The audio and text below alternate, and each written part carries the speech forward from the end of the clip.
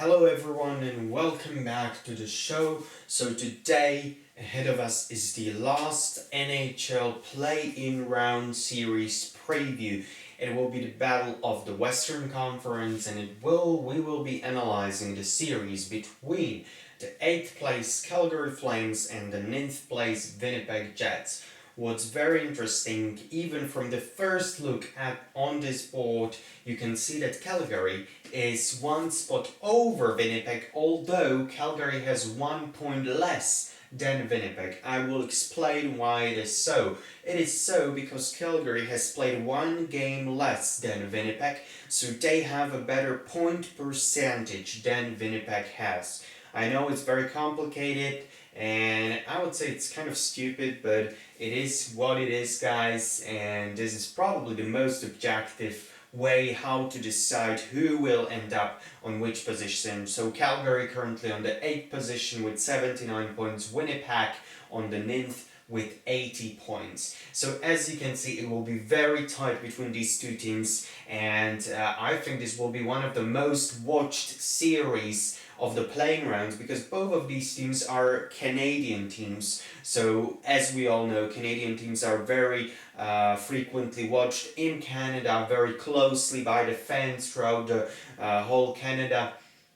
And I think that this series between Calgary and Winnipeg would be very, very interesting, very tight, and very controversial. I have a feeling that it would be controversial as well.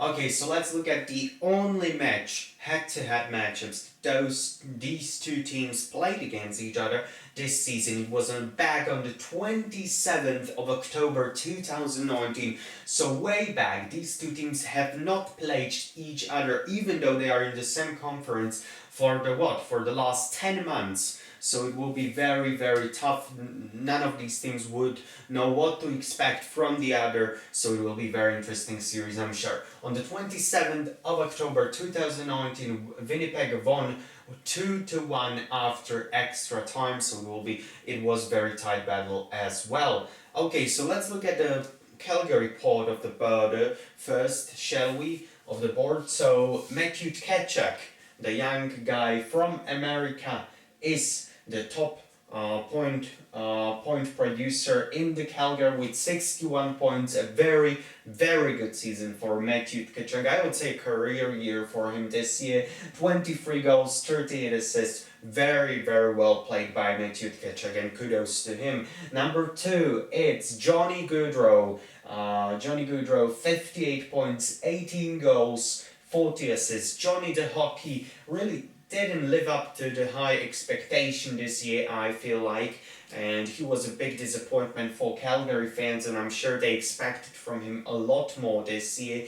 And Calgary was not that dominant team that we saw last season when Calgary just totally ruled the Western Conference or the Pacific Division, so to say. And this year it was a different Calgary with not that big domination. The line of Johnny Gaudreau, Sean Monahan and Elias Lindholm was not playing that well as they were the year before, and Johnny Gaudreau was one of the most most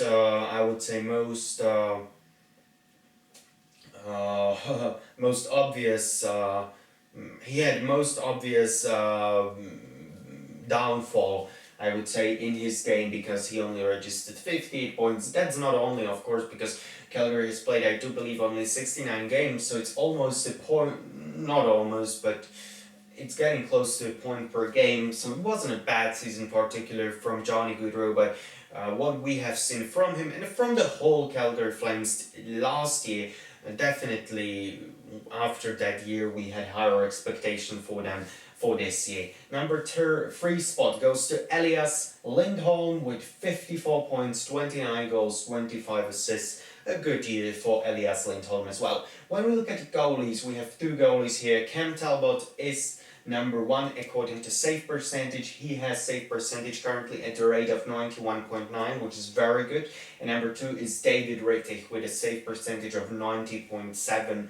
So both of these goalies, I think, are well prepared for the playoffs. They're experienced, they are good quality goaltenders. So I don't know who they will go with as a starter. I think they have not decided yet. They have to decide in the coming days. I probably if I had to guess, I would say that they would go with Rittich, but I really don't know. I think they could go with Talbot as well. So we will see. Time on Ice leader is, to no one's surprise, the winner of the last year's Norris Trophy, Mark Giordano. Even at his age, he is still averaging this year, or he was still averaging this regular season, 23 minutes and 52 seconds per game. That's just absolutely huge for Mark Giordano, and kudos to him, how he's still able to provide the game that his teams need to be productive, to be to be basically responsible for the defensive part of the game as well. So Mark Giordano, one of the best defensemen in the league as of right now. Number 2, it's another defender, Travis Hamonic, with 21 minutes and 11 seconds averaging per game. When we look at special teams, Calgary has a pretty good special teams, to be honest. Power play is clicking for the Flames, currently at the rate of 21.2%, which is the 12th best in the league, and the PK is even better. 82.1% of the penalties they are able to kill. That's 8th best in the league. So really good special teams for Calgary, which honestly surprised me. I thought that the penalty kill would be good, but I didn't thought that power play would be in the upper half of the league, but actually it is. So good for Calgary. Goals for Calgary has scored this season, this regular season, currently by now 204 goals against, so they have allowed 214 goals. That's a goal differential of -10. Really not that good, but not that bad either.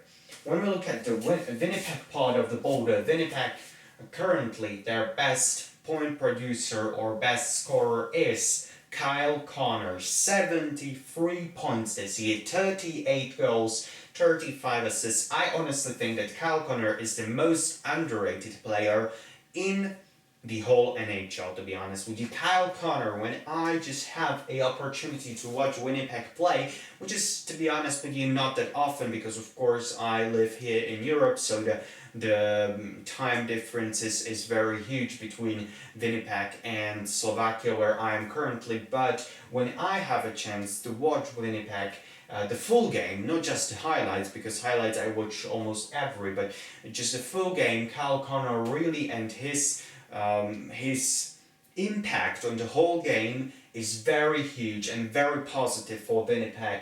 And you can see here 38 goals. He's a great goal scorer. He is as well 35 assists. A good creative guy as well. And 73 points in less than 70 games. That's an average of over point per game, and these are just brilliant statistics. The same amount as Kyle Connor has.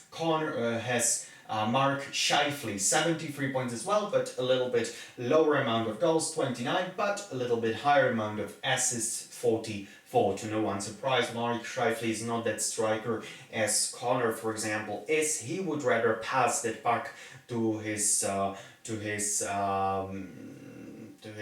do you call it in English, to his squad member, or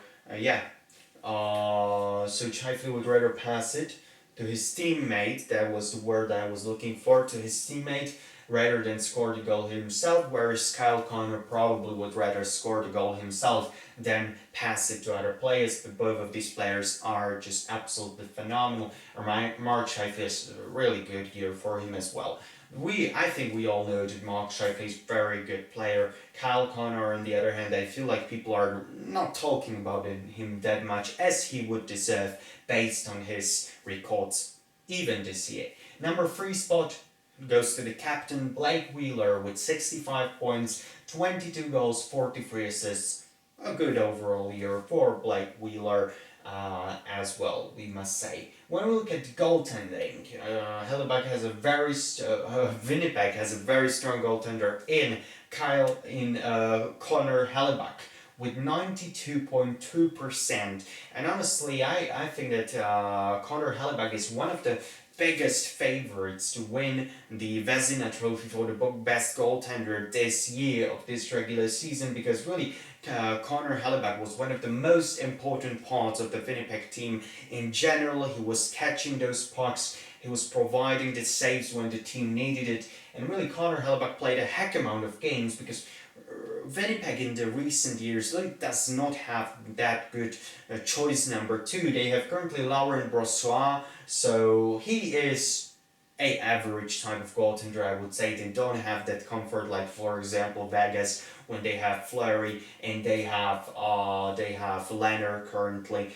They don't have that comfort like in New York Islanders where you have Varlamov and Grice in whatever in Pittsburgh where you have Tristan Jarry and Matt Murray, in Washington where you have Braden Holtby and Ilya Samsonov, in New York Rangers where you have Shesterkin, Georgiev, Henry Lundqvist. They have only one goaltender. They have Connor Hellebuck and then they have Laurent Brossoit, of course, but he's not that good of a goaltender to be playing regularly on the NHL level, according to me. That's just my personal opinion. It may not be true, I don't know, but I just feel like really Brossoit is not ready to play NHL and to play in the playoffs, and Connor Hellebuck means that all the pressure is on the Hellebuck's arms, so he must be very strong mentally as well. And yeah, Connor Hellebuck, I think one of the biggest favorites to win the Vezina Trophy this season. When we look at overall time on ice per game, the leader on the Winnipeg side is Neil Pionk, the acquisition before this season started. He came from New York Rangers in a deal involved Jacob Trouba. Pionk was averaging this season a solid 23 minutes and 22 seconds, so he really adapted to the Winnipeg's climate, to the Winnipeg's culture, and to the overall Winnipeg Jets team really well, I feel like. And Josh Morris is number 2, averaging 22 minutes 46 seconds, so that's a heck of a time on ice as well per game. When we look at special teams of Winnipeg, power play is average 20.5%, 15th place in the league. Penalty kill, kind of bad, only 77.6%, 22nd in the league. So definitely in special teams the upper hand has Calgary, but that could easily change. We have had over, I would say, 3 months, almost 4 months right now of stoppage of coronavirus pause. So really, these statistics doesn't really matter before this playing round series where anything could happen. Literally anything could happen in this year's playing round series.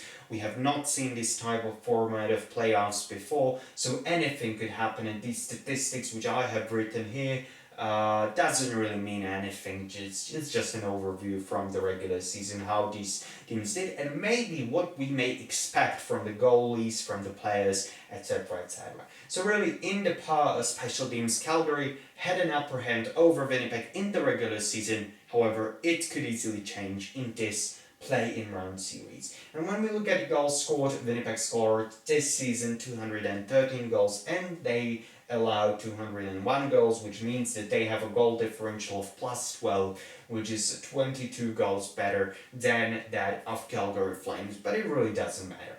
Okay, so my tip, we have come to the end of this video. I will get my marker here, blue marker, and my tip, I think it will be very, very tight.